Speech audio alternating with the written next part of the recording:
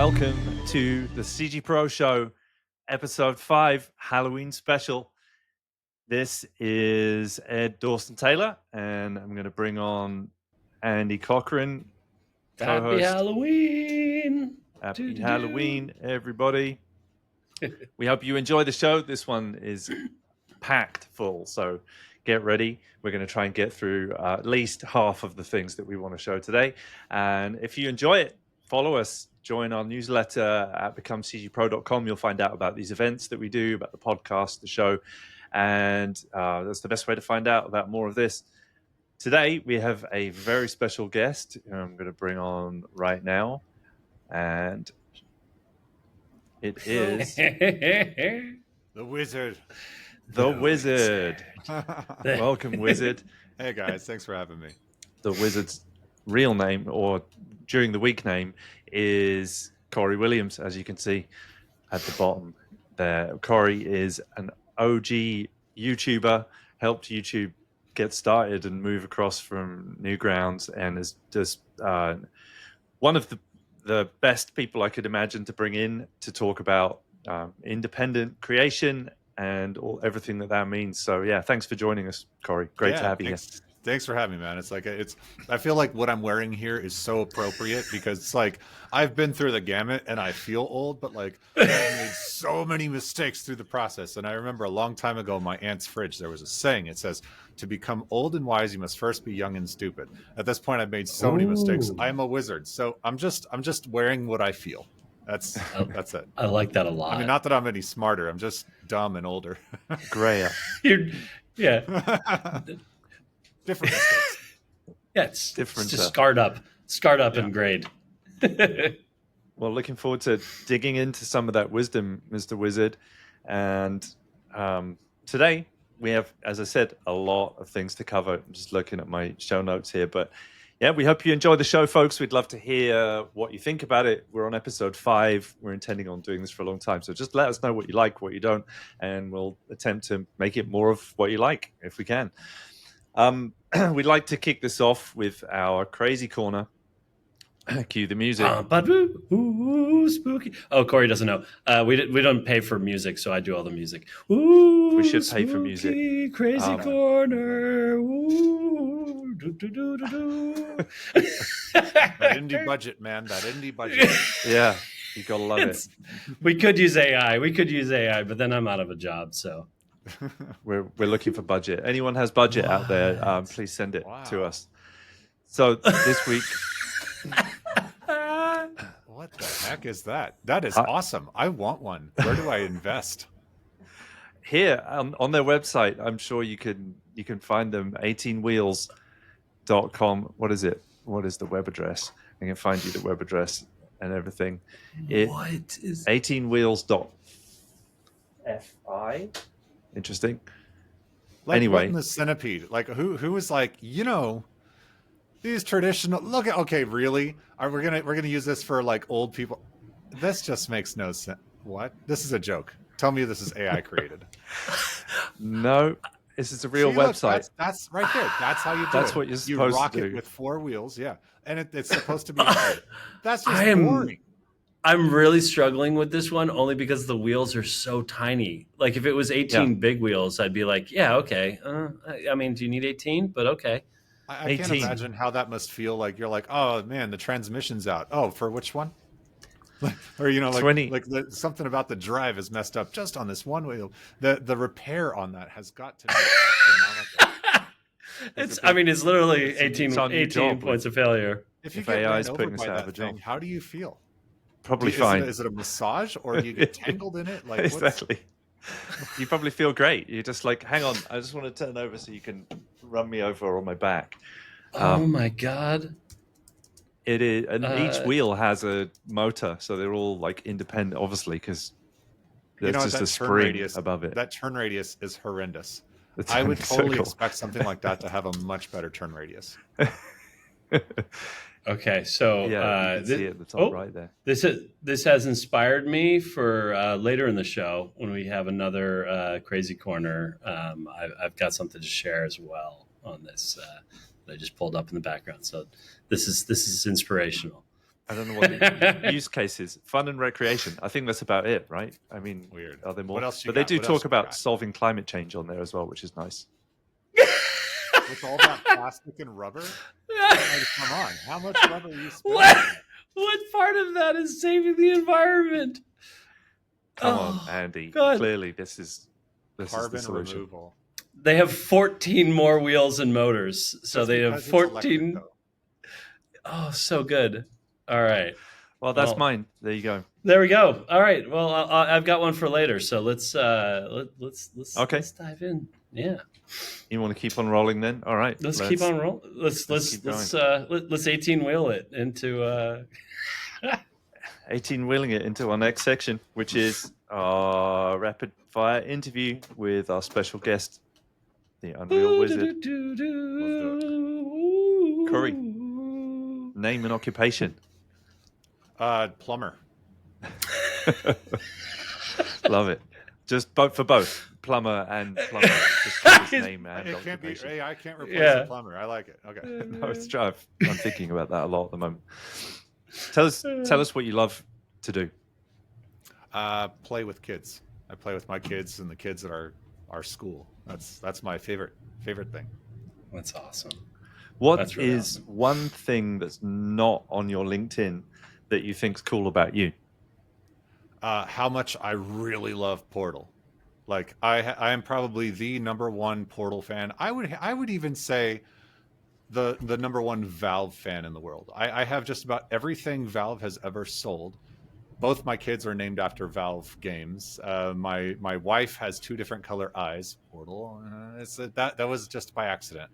Wasn't a requirement. I have an entire room in my house that is Portal themed.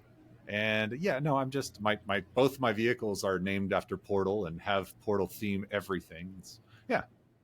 That's Portal. I love that's Portal. awesome. Yeah, that's awesome. Have you played Half-Life in VR? I'm wondering when Alex. yes. And okay. someone was saying recently that that Valve was thinking about making a third game, and I'm like, no. This is a thing that's been said forever. If that's the case, I have 2 kids. I am not going to get a reverse vasectomy. I don't count to 3 because neither does Valve. Yes. That's perfect. Yeah, That's perfect. I feel like you need to send that to Gabe and just be like, look, here's the deal. Cancel it. If you're working on it, cancel it. Because I'm just not. I can't do a third kid. Valve is probably the only company if they were to reach out and say, Cory, we'd like you to work for us. I'd be like, okay, I'll pack my things. Like I wouldn't even question it. Like, and all the things that I do, like the stories that I tell, and how well I know Unreal Engine. If they ask me to work there, dude, in a heartbeat. And I don't even really like Washington very much. Dude, I need sun. Yeah, totally. Valve, if you're listening, pay attention. Take action. Cory's available. What is your favorite guilty pleasure movie that you have watched 1,000 times? Idiocracy. Awesome. I watched that movie so much, and now that it's like an HD or whatever they have, it's like looking for all the little things I never saw before is just so much fun, and just I love everything Mike Judge does, but man, that movie is yes, I've seen it 1 billion times. That's amazing. That's a great answer. Have you watched it more or less since it became reality? When my kids started wearing Crocs, man, I was like, come on, but no, it is a little scary how things kind of play out, but that's how social commentary is, like totally. You're right in some things, you're wrong in other things. And, I'm still waiting on that. Your floors are now clean. I wish my Roomba just did that, like smash into that wall. That's one of my favorite scenes. I have had over the last couple of years so many instances where I've been like plugging in a bunch of cables into stuff, and just in my head, just this one goes in your mouth, and wait, no, this one goes in your mouth, and this one goes in your butt. Just constantly. That's all so good. Yeah, lately one of my guilty habits that I've been doing, there's a song that my kids and I are just obsessed with, and it's by this guy. I can't say his name quite right, but I'm going to share. I can't share the song because copyright stuff. But he does this song called Dance Monkey. It's like the Dance Monkey, Dance Monkey. Oh, yeah. By Vindaloo Singh. Yeah. Oh my gosh, that's so funny. My kids and I, we just can't get enough of that. Anyway. That's your favorite One's guilty totally pleasure short or whatever. Short, like a video. Yeah. The three dudes in the truck, and they're riding, and they're like, and the one guy brings up a bottle, and he goes, shampoo. Have you seen that one? No. Dude, it's Now, so good. now I'm gonna hunt it down. It's like Dumb and Dumber. It's like, I want to be one of those guys, and they just look like they're having the best time, and they're like, you can tell they're coming out of this idiocracy sort of world, but at the same time, they're just living good, you know. And I love it so much, and so it's like, it's funny and it's random, and I just feel it. That's my favorite. Oh, that's so good. Send us a link, and we'll share. Yes, it yeah. Toss a link when you can, and we'll share it. All right. Well, let's 18-wheel into our next section, which I think we'll get further into the first question of the last section. So, cue the music. Bum, ba-dum, bum, ba-dum, the highlight segment. Highlight segment for the week is the same as it was last week or 2 weeks ago when we did the last show. We are talking about democratized Hollywood or independent creation. This is part 2 of that subject, and Cory, you basically spent your whole career doing that. You were a pioneer of doing that. So yeah, in the last show we talked about what democratized Hollywood means. What does it mean to you? For me, it's just the power to be able to tell stories without gatekeepers telling you how far they can go. I mean, that's it. That's all it's always been. Because early on, in my YouTube career, before YouTube, I was making videos and I was actually selling VHS tapes at like head shops, and it was just my crazy stories, before the internet was really going. And I wanted to do more, but I tried to get into Hollywood for just a minute, and I was cast on this show. It was called I don't know. It was like a male stripper show. American Guys or something. I don't remember. Strip Search, something like that. It was on VH1. And they were like, okay, Cory, you're really great. We like you a lot, but you're too funny and you're just too odd for this. And like, I was like, okay, I don't really know what I'm doing here anyway. I just wanted to get my foot in the door, and this is how I hear you do it. So I was like, I got out of that show, and I'm glad I did, because I'd be weirdly touring around doing things I wouldn't want to do. But I've just been a yes man, and that was like my only way. But yeah, I like the democratization, because it's like, it just allows everyone to tell a story and to be heard in a different way. And with me and ADHD, I'm like, I have a hard time following, and so I just lead. I lead myself into wherever I feel I choose I need to go. So. I can't believe you're on YouTube when it was on VHS. That's amazing. Circa 2005. Yeah, no. It was even before. Well, Newgrounds is where I started really online. But I was just like using my 8mm camcorder and then burning videos back and forth through my VHS player. And like I was saying a little while ago, but one of my first videos, short films that I did, was actually with oh my gosh, my brain is letting go of his name. The creator of Rick and Morty.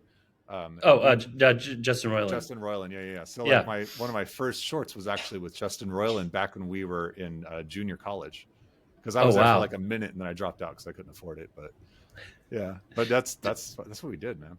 Did you do Channel 101 back in the early days, or no? I didn't have access to be able to do that stuff. I didn't even have a computer, so it wasn't. Oh wow. So yeah, I was poor. I mean, I came from poor, so I didn't have that stuff. I think that's like what you were just talking about, your favorite short. Like, that's one of my favorite things about what's happening right now is the people talk about, sort of like minority voices, and that generally tends to be referred to in more of a kind of like DEI sense. And it's a minority. Hollywood is a very closed, nepotistic, environment. And that, a lot of folks that are successful, it's like, well, their uncle is so-and-so, their dad was so-and-so, their mom was so-and-so. They had some kind of exposure, to the industry, some kind of like cracked open door that either gave them arcane knowledge that was gatekept or access or something. And one of my favorite things on the internet right now, TikTok primarily, but TikTok, Instagram, etc., and Reels, there is a new type of female comedy that I've been seeing, which is surreal, absurdist. It is like comedy for women has really been kind of forced in, especially stand up has really been forced into tomboy, sexy, like you have to be sexy and you have to kind of talk about sex and you have to be, you have to sort of almost do comedy on men's terms. And I've really loved watching this just absolutely absurd, hilarious comedy starting to evolve. And it's not that it was never there; it was that it was gate kept, out of the sort of public square, and it's that, and multiply that across every type of sort of diverse voice, and it's folks that come from backgrounds that are outside the mainstream, and it can be anything, and it's just, to me, that's what's happening, right? The bulldozers have been knocking down the walls. Tools are getting cheaper, access, distribution, knowledge, YouTube tutorials, etc. And that's to me been the real like special magic that's starting to evolve, is these voices that just would never ever had any kind of distribution are now like starting to kind of pop up. Yeah, not just even getting out there, like really blowing up, where people really starting to love people for the right reasons. Like I think we like poor Chocolate Rain Tay Zonday, like we liked him for the wrong reason, right? We liked him because his voice was really weird, and we being the general society. But now it's folks that have these like really odd ideas that are, and odd being just not mainstream Hollywood. So that to me is like the exciting stuff. Yeah, but Adam Tay-Zonday, a good one of my besties. It's interesting because I do believe you're right that it started like that, where it was just like, oh, this weird guy, Chocolate Rain, but over time people continued to watch him, and I think because it's been democratized, you can see, okay, here's a silly guy, but now you get to learn more about him and why he is the way that he is and how much he cares about the thing. And then you find out he's one of those kindest, most loving souls, and that is something beautiful, is it provides multi-dimensional views of people instead of just being, you're just this thing. Some people, they corner themselves into that. That's because that's what media has taught them to do for so many years. Whereas creators like me, and I don't know if Adam does it very much, but like me, I'm an open book. What do you want to know? I go to therapy. I've had dark moments. I've been on top of the world. I've had moments that people wouldn't believe are real, but I'm open to share that because I can. I'm just doing it because I can. Well, and you're part of a group of a growing group of folks where so much, we're used to Hollywood, A-list celebrities. That is a manufactured human being.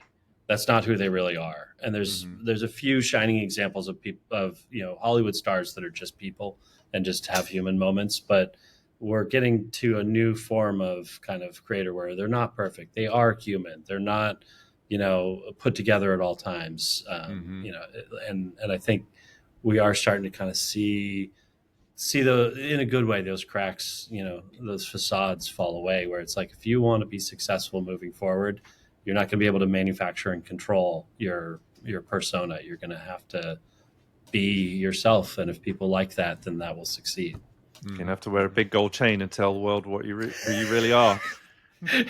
I like that, like, it keeps shining. I'm trying to not do these like huge star. It's bling. It's literally it's like, I don't know what it's supposed to do. So one of the things which I love that you do, Cory, is your new. I guess it's not totally new now, but you've been doing it for a little while. But Silly Crocodile is entertaining kids all over the world and has blown up, and I would love to share a little bit of it and then just talk about that for a second. So let me play a clip for a second here. Actually, I want to make sure I share sound. So Cory, just so you know, there may be an echo while he's sharing sound. So yeah, no worries. Okay, here we are. Silly Crocodile. dropped 10 minutes ago. Halloween.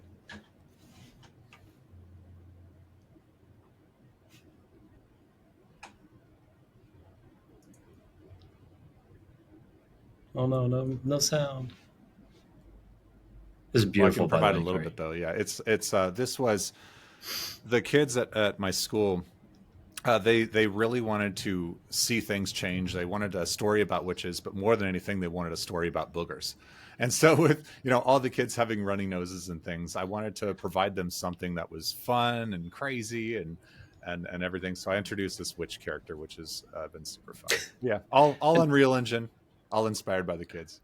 I was going to say, Cory, talk through just a little bit. So obviously, this is Unreal Engine, and you're doing, you're doing 100%, right? You're doing character design, modeling, texturing, animation, voices, music, everything. How did you go from VHS tapes to this? Like, where was your bridge moment where you went from a guy who couldn't afford a computer to one man showing an entire top quality animated kids show? It's one step at a time. Every single time I make something, even today, I don't try to do everything all at once. I try to do one little thing better each time. And then I learn one little tiny new skill each time. And over time, those one little skills end up being hundreds of skills and thousands of skills, because days keep going by, and you just learn. So like all this is years of skill stacking. Like I didn't go to school for Unreal Engine or 3D, or I can't draw worth a dang. So like this is just me continuing to try to be better than I was yesterday, every day. When did you sort of begin to make a transition from live action, filming, talking to a camera, into making stuff with computers fully? Yeah, so that was in 2019. I was creating content and I was doing a lot of, so it was kids content then, and I had one of my little crocodile characters here. I just had him going back and forth in my daughter's Peppa Pig toy house thing, and it was fun. She loved it, and the kids around the world seemed to love it, and it started getting traction. And I was like, man, this is fun, but this is taking too long. I was like, I love keyframing and all this, but God, is there a way? And so I thought, what if I could like just go into VR, because I love VR. And I was like, what if I go into VR and then I just grab the crocodile in VR and move it around, because there's template projects that you can make in Unity and Unreal Engine, and that was like the gateway drug for me. As soon as I got in there and I was able to move stuff around, it's like, cool, what else can I do? And then what else could I do? And every episode, I was doing more and more until the pandemic hit, and I was like, okay, I want to do something bigger. I'm going to be stuck at home. I'm going to learn Unreal Engine, because I saw what was happening over there with Unreal Engine and cinema, and how it was really focused on that. And so I, switched from Unity over to Unreal, and yeah, that was it, man. I mean, just one thing at a time. My first project in Unreal was remaking my house. I took, learned how to use Blender to be able to do photogrammetry and it's awesome, all that stuff, and just redid my house. And it looks terrible now. I look back at that, I'm like, ugh, but I'll look back at this video and I'll think the same thing in 2-3 years. But yeah, it's just that was it. That was the beginning of it. And you're pumping these out. You were saying every couple of weeks you're doing this level of animation at this. Well, this level of animation is not necessarily about the weeks. The story takes longer sometimes. Like I'm focusing a little bit more on the storytelling aspect. I'm looking for inspiration. I'm also doing other things outside of, creating content, speaking and traveling and being with family. So, I saw an issue there. Anyway, it happens, and it's okay. So, like YouTube, I'm like whatever, but when it goes to streaming services, then I just clean it up, and it's not a big deal. But anyway, so like, yeah, it's. Sorry, I got sidetracked there. I was like, it's never done. It's just finished. It's never done. It's just finished. Yeah. Oh, that's. Go ahead, Ted. Oh, I remember. Sorry, it was the speed like this. I started working on it on Monday. And then today's Friday, and I put it out. So you did a 7-minute animation all by yourself in 4 days realistically. Yeah, I mean, I can make them in real time. Like these, I can set it up and then just roll with it and have it done in real time. Like I make cameos for children, and I'll get people. They're like, hey, I want this in 24 hours. All right, cool. I snap it together and then there it is, and it's the same quality production wise. So you've got your own personal pipeline really nailed down. Yeah, it's a pipeline that I created. It's not like I totally reinvented the wheel. I just made the wheel work better for me. That's all it was, and that's all this is. It's just simple shapes, simple characters, and it's nice because they're 2.5D. I don't have to worry about which way are they facing. They're facing right or left, and sometimes they can do quarter, but either way, you only see one side. And so that saves me so much for lighting. Like, look at my rim lighting, like that's really easy. I always have good rim lighting because the character type, so it's choosing a smart route of how do I do a character that can move quickly and allow me to create quickly.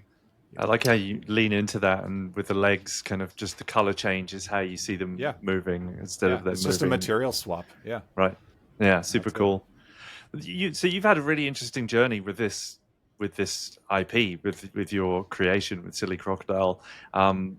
What's it been like going through that? I know you had a moment that you've publicly talked about as well, where you were offered a big amount of money to take it to a channel. What's it been like? Wild. The last year has been a game changer for me. It's like I've been doing this now full time for a while, but the last year, I don't know what it is, what's really got the traction. But yeah, I mean, I'm getting people now that are wanting to invest, getting people who are wanting to do that sort of stuff. But it's also scary because when people are wanting to invest, they're wanting something back, and oftentimes it is not favorable. And so it's a little nerve wracking. At the same time, I'm in a situation where it's just like YouTube money is either really high or it's in the ground. And a lot of people are like, dude, you shouldn't talk about that stuff. You shouldn't, say out loud what all that is. And I'm like, why not? And they're like, it's just bad business. I'm like, for me or you? Like, if I'm talking about my struggles and somebody else is doing the same sort of thing, and they're like, don't talk about the money. Are they worried that people are going to know the truth? And for me, it's always been about the truth. I just want to share what it is that I'm doing because I don't have anything to gain if I'm trying to, I don't know. What else? What's the point of anything else? My whole point is I want to tell stories that make kids laugh, that teach them good things, and inspire other creators to create from the heart as well. If I have success, I want to share it. If I have a fall, I want to show how you can maintain through the fall. So it's really important. I think it's definitely inspiring to me, and I'm sure many people, to hear about what's really going on and not just presenting the problem with social media a lot has been that everyone presents their best self and not them when they're going through their troubles. But you're very you're like going back to the striptease show now. You're just getting the beard off. You're slowly turning into Santa. Maybe it's folks. Oh, it's Cory Williams. I still got the hat. I still got the hat. Yeah, the hat. Yeah, rock the hat. There we go. All right, that's weird though. Whatever. There you have it. I was cooking. What was the moment like? Tell us about the moment, because you were offered $5 million for this, and I know I've talked to you about that before, but what's that like to make that decision to say no to that? Surprisingly, it was a lot easier than I thought it was going to be, because I knew what was involved, right? So briefly, it wasn't just like, okay, here's $5 million. We're going to take the IP, adios. You have a good life. No, it was like the $5 million is, okay, this is going to be paid to you over a certain period of time. You are going to be doing all of this work for us. You are going to be integrating all of these other IPs into your brand, and you're going to help to grow those IPs to be something. So basically, Silly Crocodile was just a springboard. And, and the way that it was going about, I didn't believe in the characters that they had. And I can say that.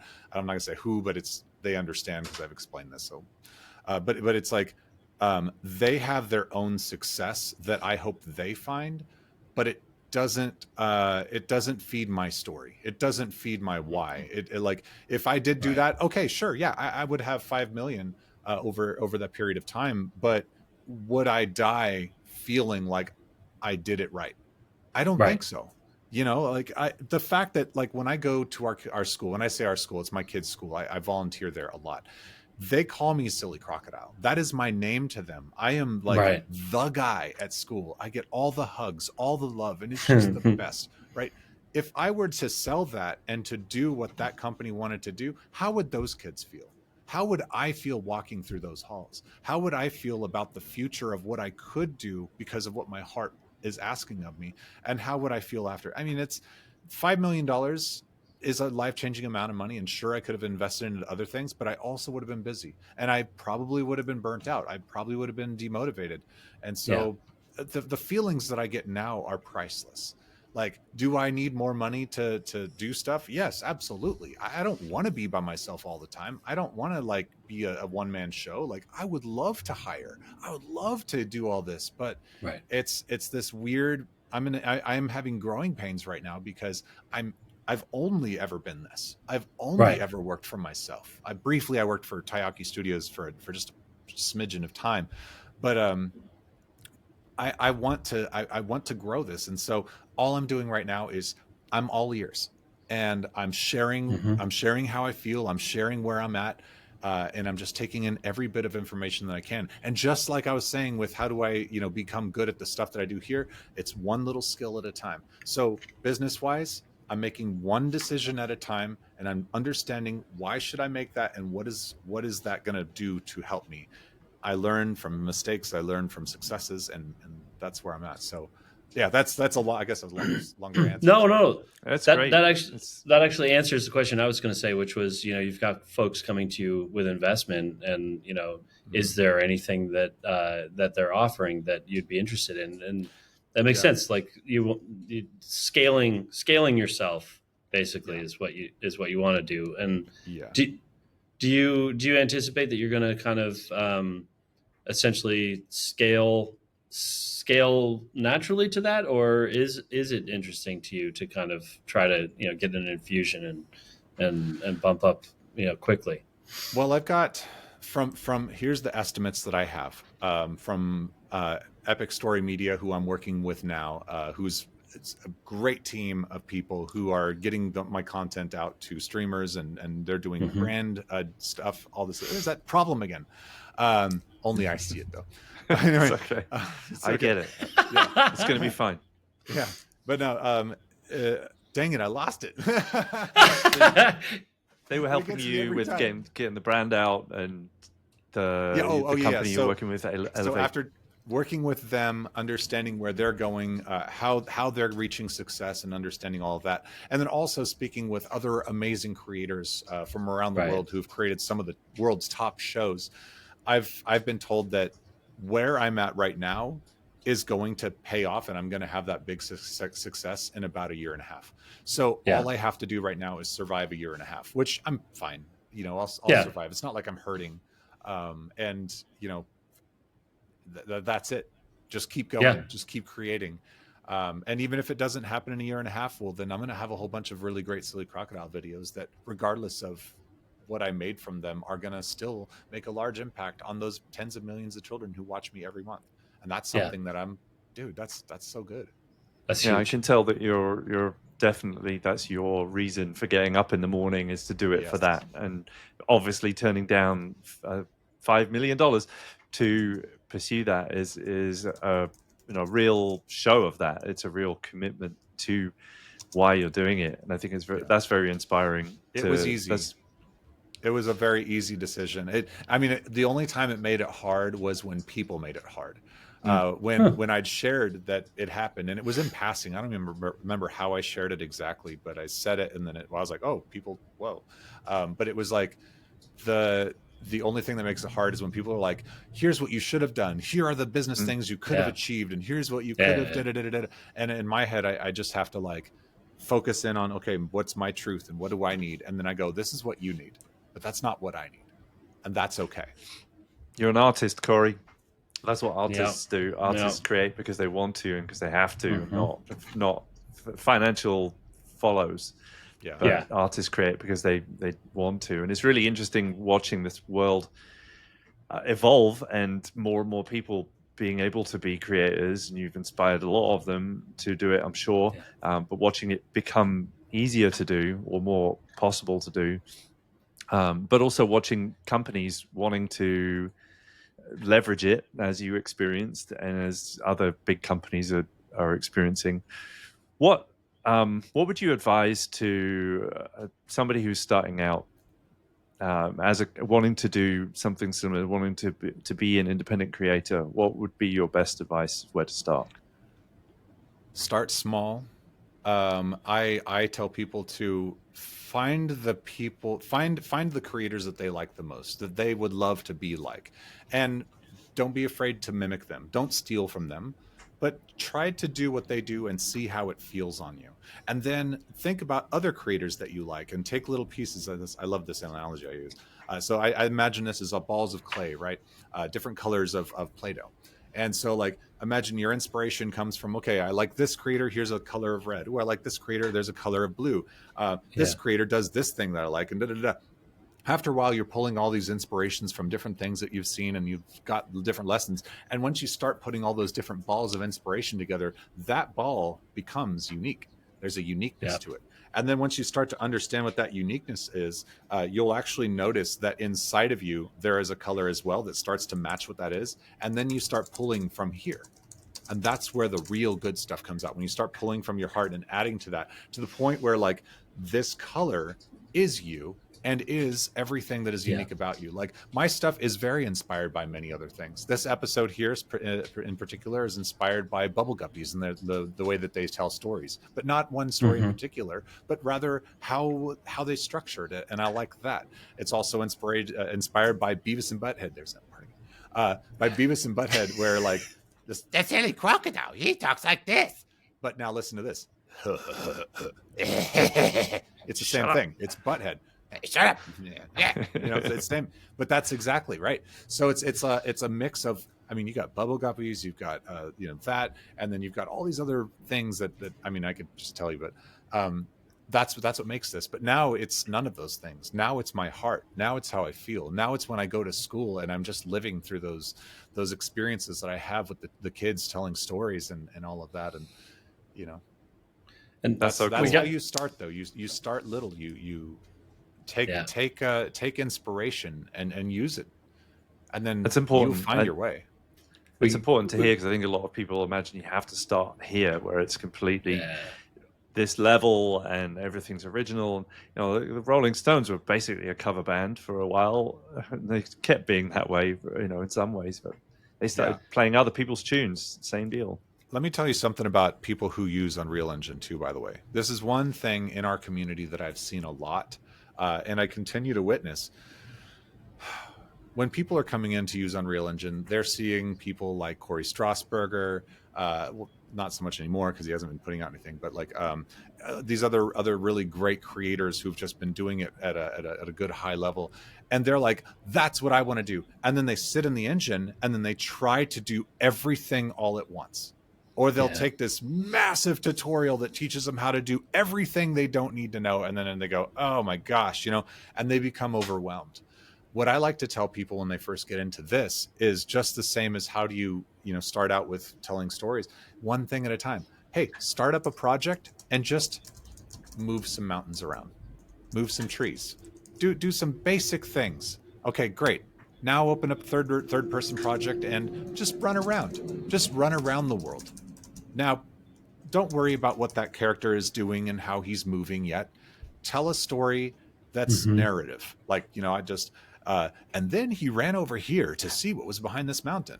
Oh, interesting. Until you go, okay, I want to learn how I can make a character right here. Just do this one little thing, a little blob. Like in here, there's a blob character that just goes up and down. I mean, I didn't have to reinvent the wheel to get that in there. Anyway, that's so start simple. The big thing is start very simple and always only go one thing at a time, and don't overwhelm yourself. Take it slow. because the most successful people in this space, I think, are the ones who slow it down a little bit. Yeah. Thank you for sharing. And we are going to move on to our next section, which is news of the week. Spooky news. Dun, dun, dun, dun, dun. It's jazzy. Spooky news. Da, da, da, da, da, da. It's the news. Da, It's da, da. amazing. I can't wait for that budget. It's coming. I think it's actually a good segue to talk about composure in Unreal as one of our first items. Speaking of Unreal, Yeah, with the I have not tried it yet, but I've seen news that Composure's got a bit of an update. And Composure, to anyone who doesn't know out there, is a way of compositing using Unreal Engine. So you can put your CG over a live action background or composite CG and live action together. It's always very, very fiddly with the old Composure, but it seems like they've created some updates in 5.7. So you can go and download the new 5.7, which is in preview, and go check it out. And that's all I had to say about that because I haven't tried it. Cory, are you rendering out and sort of going into more traditional editing and compositing to finish, or are you going straight out of Engine? No, it's straight out of Engine. It just straight depends out of though, Engine. too. Like if I'm doing a collaboration with somebody. Sorry, I got to get back in the normal, man. Because after a while, I'm like, I picked this wizard and he's just got this big old robe on. You and just my die. heater just picked on. I had to like turn my heater off. No, it depends. If I'm doing something that's taking Silly Crocodile into the live world, then I'll do the compositing deals. But right. No, it's all just straight out of Engine and created. That's awesome for the most part. I mean, it looks beautiful. There's no reason.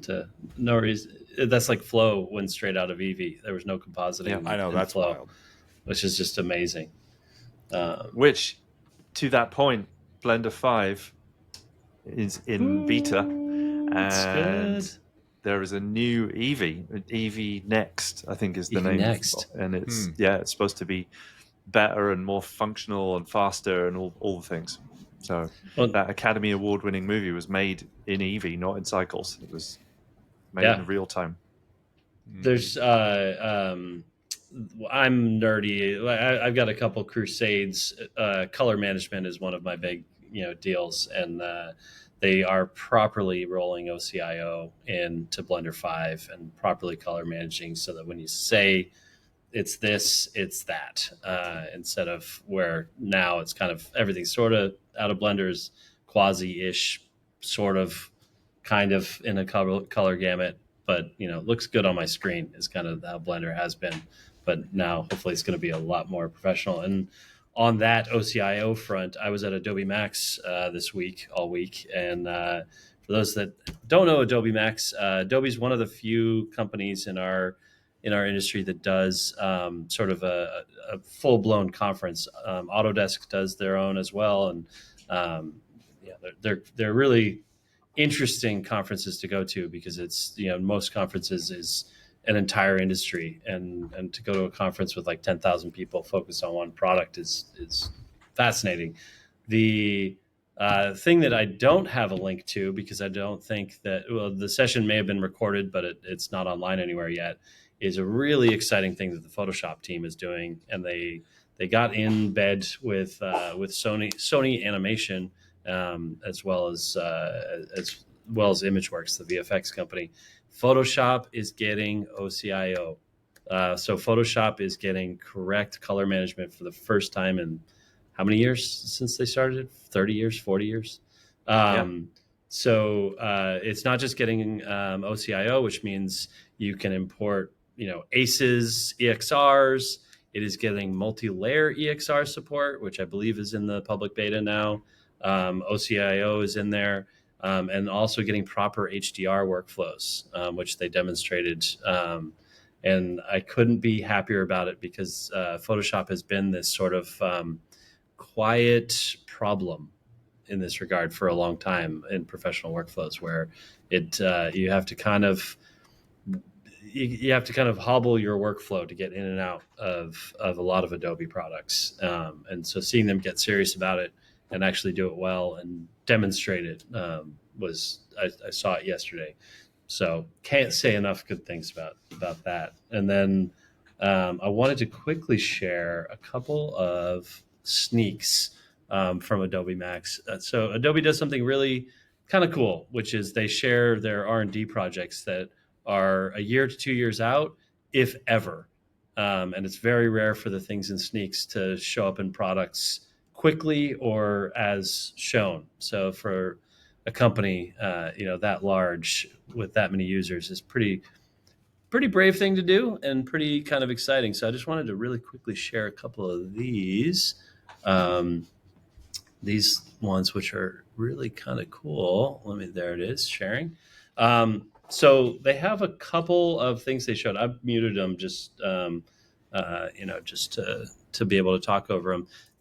They showed off some kind of all the user interfaces in the sneaks are not real products, so they're all familiar but not quite. So it's kind of this premiere thing. So this is CleanTake. They had a I'll see if I can unmute and if the audio works, but they had a bunch of sample clips and they're showing cleaning up the audio. I'm going to unmute this and see if this audio comes through. So does that coming through for you guys? Nope. No? Okay. Didn't think so. All right. So anyway, it breaks the audio down into stems and allows you to manipulate those stems in a recorded video. So from there a single audio track, it'll split. Yes. Wow. And so this demonstration, I'll post links in the chat so people can watch this video. But this guy's talking while a drawbridge is going off, and it's going ding, ding, ding, ding, ding, ding, ding, ding, ding, ding, ding. Just literally just muted the stem, and it just disappears. And there's a bunch of other examples of. There's a scene later on in the sneak. These are all 10-minute videos. I'm not going to play them, but there's a scene in a gym where there's a copyrighted song in the background. Stem separated out and found a sound alike from Adobe stock and replaced the song. So not just muting it. So this one was really cool to see them kind of thinking about, because they've already got some really great tools in Premiere for isolating background noise and cleaning up audio and all kinds of stuff. But this is showing that they're really heading towards sort of stem separating all audio while transcribing it. This same project they showed earlier on in this video over here, not just text editing audio, which you can do in Premiere already, but actually changing intonation, essentially voice cloning using AI, and then using that voice clone to change the words. So they changed a couple words that she said, and it's perfectly lip synced. It's her voice because it's cloned. Super cool. The new depths was as soon as it started, I saw this stuff up here, up in the clouds, and I was like, oh, it's a splat. Adobe's doing Gaussian splats. Awesome. Cool. So they're combining splats. We've seen that before, whatever. Then What's they started. Is that in a web? These are all custom UIs. These are all R&D projects. So it's none of this is shipping, but it's a splat viewer, which is cool. But there's, I'm going to kind of skip forward here a little bit. They have they have the best splat editing tools I've seen anyone demonstrate. Lasso selections, color range tools. They change the color of stuff. So this is just changing the hue of something in a splat. And then here's cloning. So just selecting a bunch of splats, cloning them, moving them over. And then changing those splats is hue. So like Photoshop editing splats, basically. 3D Photoshop, yeah. Man, 3D Photoshop. That's crazy. Have you seen what's been announced with Final Cut Pro? No. Tell us. Yeah, neither have I. It's been 10 years. I was like, we should talk about that. Final Cut 8, it's coming back. Everyone, it's like a fairy. You just gotta clap. Final Cut 8, it's coming back.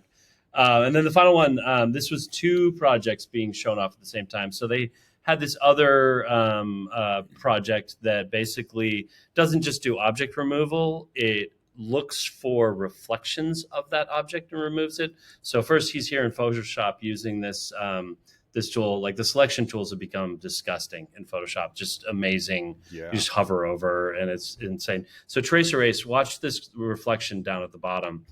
Trace Erase is the Photoshop tool that basically it's like a smart fill, but it's her. So she just full on disappears. Wow. That's not the point of this video. Everyone's clapping, and he's like, no. You just saw that. That's not. I'm not showing Trace Erase. What it does is it basically propagates those edits to that image across the video. So what it's doing right now is regenerating the entire video with that photoshopped frame as the guide of what it should do. And so it's about to basically full on remove that girl, reflections, everything, the water's moving. Super cool. Wow. I'm sure if you zoom in, there's all kinds of AI slop malarkey happening. This one was absolutely insane. Just remove the, let me not skip the result. Kept the drone shadow, removed the car and the smoke. And the smoke. Again, I'm sure if you zoom in, this one added a cat reflection. This one just like crazy Photoshop job, and this was actually them showing sort of like a traditional Photoshop job, but then applying that across the video. And is that going through like Firefly models or partner models or a mix of? They don't talk a lot. Yeah, they don't talk a lot about the guts. They really keep during the sneaks. They really just try and keep the focus on the tech they're showing. They showed a bunch of other really interesting stuff, taking a 2D image in Photoshop, and it basically does image to 3D and generates a 3D version of it so that you can repose it, change the angle, match it, but then it regenerates the 2D image so it goes image to image using the 3D as like a control. And so it creates sort of a new version of the 2D image. So it's a way of kind of like manipulating 2D using a 3D sort of intermediary. Super cool stuff. It seems like they're going for the platform thing as opposed to really focusing on Firefly, the model, like really focusing on just it being an ecosystem that you can work in and do what you want. Totally. Anything else catch your eye from Max? That was the big ones. That was the big stuff. That was definitely the focus of Max is definitely the sneaks, and I'm just nerdy about color, so I was just very excited. That's so cool, man. Thanks for sharing that. That was like, I'm watching that going, yes, this is so, like, just knowing. I know. We're here. Yeah. Because I know, like, right now, a lot of people are, using a lot of, AI tools that are just like fully create everything in a prompt. Whereas those are the tools that we're using to make what we've already made better. And that's what's really great and important.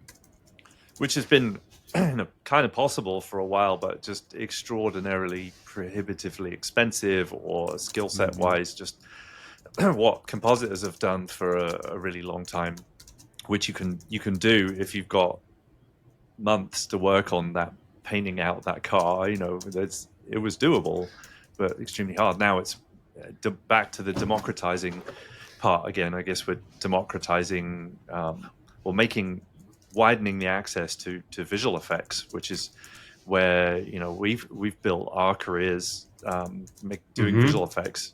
And originally, visual effects was you could only do it if you went to ILM, and then it became still expensive and hard to do, but more accessible. Now it's becoming really, really accessible, and I think it's cool because it's just welcoming more and more people in, as you said, Cory, to be able to do what you want to something, and that's augmenting your storytelling. Mm-hmm. Yeah, 100%. Super cool stuff. Yeah, no, really, really excited to.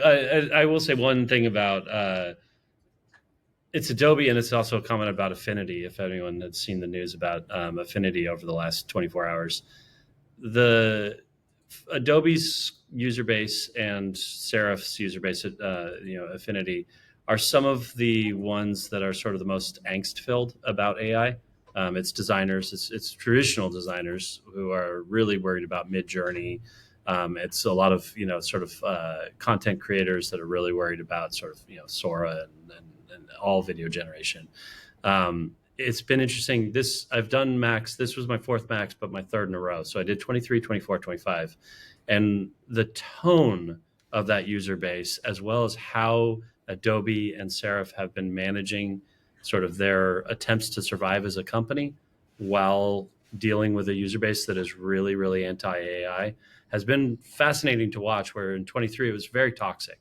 It was like you say the word AI and you get shivved. It was really it was a very toxic environment, and I was there as somebody using AI, talking about AI, and it was like I wanted to get protection. 24 was really interesting, where those same people were still very aggressively anti-AI, but especially during the sneaks, Adobe, they didn't say AI, they didn't say model, they didn't say train, but they were 100% AI tools. And everyone was cheering, and I felt like I was like totally taking crazy pills, where like I was in this environment where people were very specific, about almost cult-like about being anti-AI, applauding AI. And this year, I think there was kind of like it felt right. It felt like the artists were, the sneaks was 100% AI. Adobe was being trained and model, and we did this, and and the AI does that. There was a recognition of what everyone was saying in 23, which was it's just a tool. It's not going to replace you. It's just going to take care of menial tasks you don't like doing. And now you see the artists hearing that message and embracing that message and getting really excited about that message.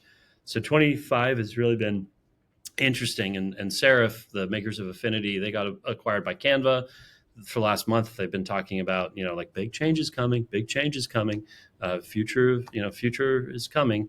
And they effectively killed all of their existing apps over the last month. Like they shut down all the training videos, or removed them. They shut down the ability to purchase the products. They basically just made everything free. Everyone's been freaking out. And yesterday they released their sort of announcement of what they're doing, which is they took their 3 apps and combined them into one app, new file format, which means all the old apps will no longer work. So they've effectively killed their previous products. And now it's this kind of unified app, and it's going to be great. And it's totally free. It's free for everyone, for all uses, in perpetuity. So like, yay. How are you making money? The way they're going to make money, AI, which is fascinating because they've been very anti-AI. So there is now a pro subscription model where you get AI and you can use, generative AI as well as AI tools. So it's fascinating watching these two companies. Kind of like Resolve, where it's free, but if you want the fancy stuff, to pay $300. Yeah. And it's been fascinating watching those two communities of artists, as well as the two companies that they're sort of borderline dependent on, navigating this transition into AI. And I think there's been a lot of kind of missteps and sort of like disingenuous statements made all over the place. But I think in 25 we're starting to get into this like. Now the folks that have been very anti-AI are being like, it's really bad at the things I'm good at, but it's really useful, as a tool. And folks like myself, all of us are like, yes, yes, this is what we've been saying. So it feels good. I think we're entering into a like, okay, let's actually put these jetpacks on and see how far we can fly. And I think, that's a good place to be, because now we're going to start seeing people with talent, with things to say, with taste, are now putting the jetpacks on, and now we're going to start seeing some really crazy stuff.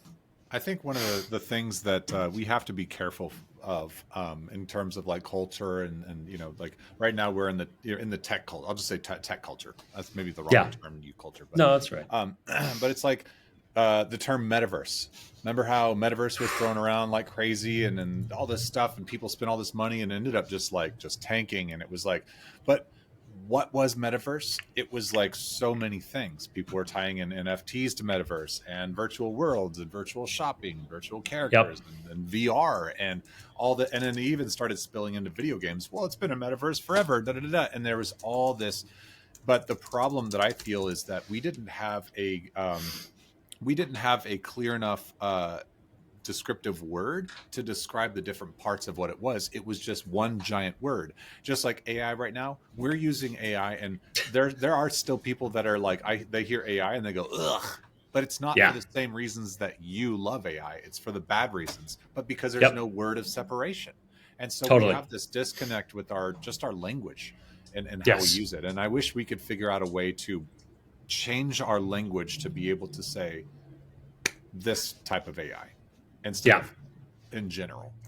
Yeah, Yeah. you're right. It is like it's this catch-all that's catching both good and bad and just rolling them up together. I've been a big advocate of just using machine learning, because artificial intelligence immediately you go to intelligent, and none of this stuff is It has intelligent. none. Yeah, so it's a misnomer from the get-go, but it is. I think everyone's kind of starting to come to grips with it, and they are realizing. There's many people are going to lose their livelihoods, and a lot of those livelihoods are kind of mechanical Turk. They're humans doing, roto shouldn't be a job like that. Right. That just shouldn't be a job, and that's going to go away, and there are many things like that. Well, let's take a look at a little bit more. I've got a couple of things to show here in the 3D space, which is where I spent most of my career in visual effects has been in the 3D realm. So here we have an example of a 3D generated model from a single image. And there's a turntable. I'm just going to play it while I talk about it. This was created in a thing called HiTem 3D, which uses Spark 3D technology. I don't know if I can get it to loop, but this model's 1.5 million polys. It's created from a single image and textured, and created a PBR shader. And when I ran it through Spark, I actually got even more detail than this. But HiTem, which uses Spark, still crazy amounts of detail and all the tubes. And what blows me away about all of these image to 3D models is that it gets the backside. Like it's clearly been trained, it's clearly been trained on a lot of data, but the fact that it is willing to come up with a coherent backside that's outside of view is the most nuts.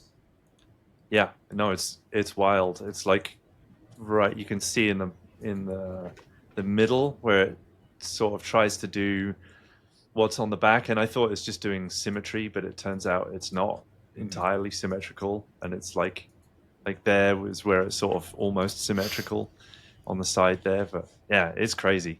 So much detail. Another one I got here was from this image, which was actually a prompted image in the first place. Made a transformer from an existing car and then turned it into this model, which again, from a single image, has a back. I got tons of notes for sure from my, from my issues with it, and it's also, pointing towards where it has progressed. I actually took this a little further and chucked this into Blender here, and this is actually Blender in its compositor, actually compositing with a shadow catcher at the bottom, and there's the Raptor engine and the transformer. Nice. They're both embedded in it. This is just in Blender, so being able to zoom around here, we can take a look around it. We can switch into EV and probably freeze the entire show. Take there we go. Wow. Yeah. So I'm super excited about this kind of stuff for gray boxing, where you're just kind of like trying to just figure out what you want in an environment. You sort of like, I kind of want a chair over here, and it doesn't matter much about that chair, but like ideating in 3D is actually can be very slow if you've got a lot of assets you either have to go find on a marketplace somewhere, or God forbid make. So I'm super excited about this kind of stuff. It's pretty cool. For the same kind of reasons, I think. And I'm showing it here in Houdini. And in this case, what we've got in Houdini is the same thing. So this turned those assets, which were made in HiTem in GLTF, turned them into USD. This is actually running in USD inside Houdini. Again, running through a compositor inside Houdini. So it's compositing in real time because it now has a really fast, great compositing context in here in 21 and a couple of versions before. But with this, we've got Karma XPU, which is rendering in the viewport and then compositing over the background. And I actually have a little animation here. I'm not going to play it through. I'm just kind of scrubbing it through here to show this character was also thrown through mixer mode just to get a really quick, easy rig. If I can, let me pop out here and show that out in this context here. But there we have our robot creature. Again, lots and lots of notes on where the rig doesn't meet my standards. But Sure. for something quick and dirty, It's insane for quick and from dirty. a still picture through a couple of tools to being able to do that. Corey, are you using like Rococo or mocap suits, or do you puppet with game controllers, right? Yeah, I just use a game controller. A game controller on my iPhone is my whole Amazing. thing. Yeah, I was using XNs for a long time, and I really enjoyed XNs. But the problem is with XNs and just humanoids in general, I'm not using humanoids for my projects. So I'm like, why spend the money to do all of that and to keep up with that if I'm not using it? And so that's the only reason. But I miss doing full body mocap. That was, I feel like that was another one of my callings. I got really good at it, and I still have a ton of mocap gear, but it's just collecting dust now. Yeah, but not because it's bad, but again because my show doesn't require it. Yeah, only do what you need to do. Mm-hmm. That makes sense. Well, I got through most of my 3D shares that I wanted to. Another short piece of news along the lines of mergers is Weavy, which we showed last week, which is a workflow tool for working with image manipulation, including AI, but also some basic forms of image processing as well, and some not so basic ones. Weavy is a year old. An Israeli company is a year old, grew up around people wanting to be able to control AI more and have workflow around it and be able to collaborate. And it just got bought and merged with Figma, which is another big design company. We've used Figma quite a bit for design, and they have a great whiteboard, and they just acquired Weavy. So that happened in the last couple of days. So I would expect to see some interesting things happen after that.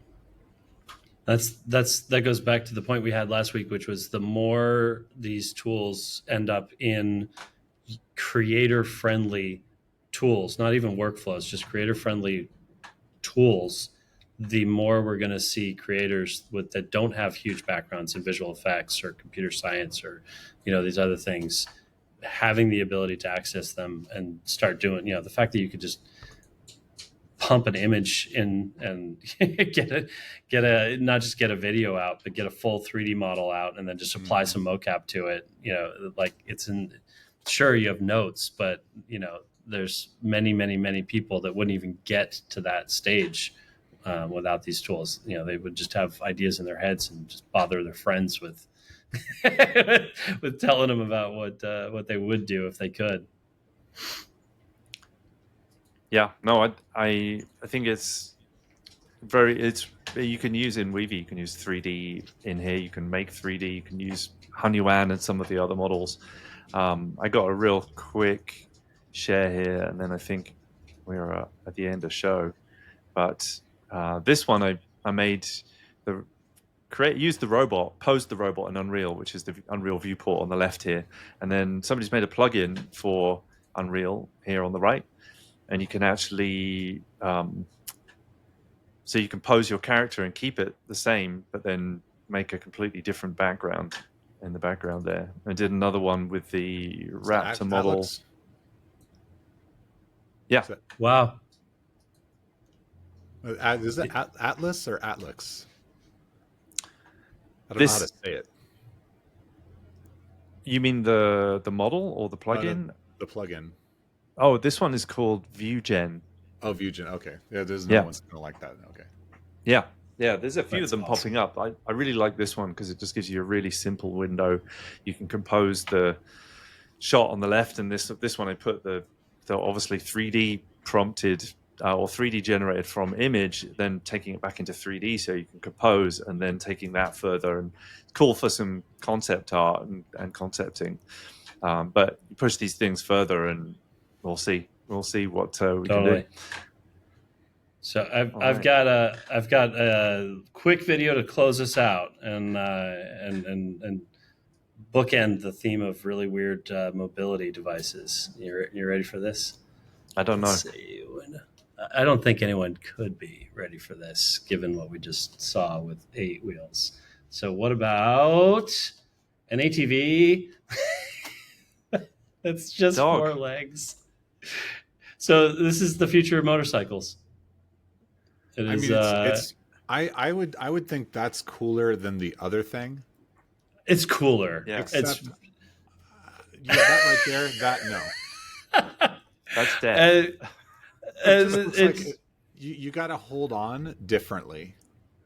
It's a horse. It's a horse. You know, like they've finally invented the horse.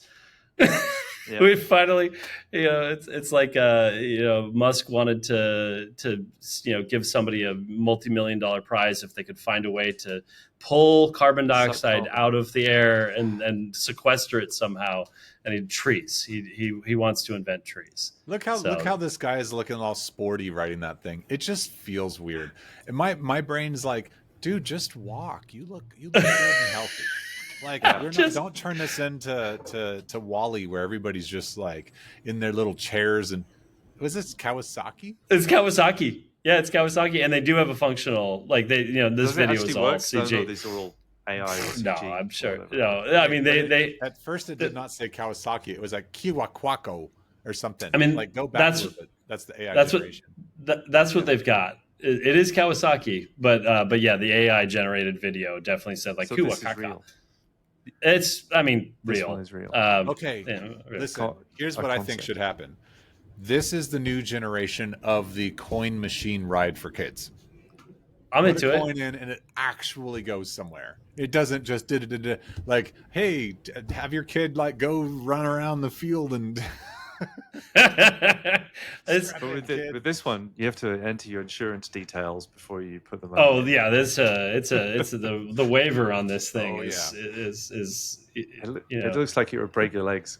And in the snow, no. I lived in Alaska for 3 years. I know that thing would die in a minute. Yeah, no, this is fantasy, but I do I do appreciate that everyone's trying to figure out new and better ways for us to not have to use our own legs. Yeah, that's AI right there. You see that badly written the logo there? That was funny. So good. Anyway, so good. But anyway, it's half impressive. I would still want to write it. Yeah, no, I would. I haven't written the Segway, so. So it's amazing. Oh, they are a lot of fun. You can rent them for like 15 minutes and have a go. I know enough people with pretty serious injuries from just scooters that it makes me really hesitant at 45 years old to get anywhere near that. So it's a maybe on the robot dog, hell no on the 18-wheel weird caterpillar thing. Yeah. I think that's good. Well, we've learned a lot. It has been a very fun show. We've all learned things. Cory, thank you so much for being a guest today. Yeah, it's always fun to hang out with you.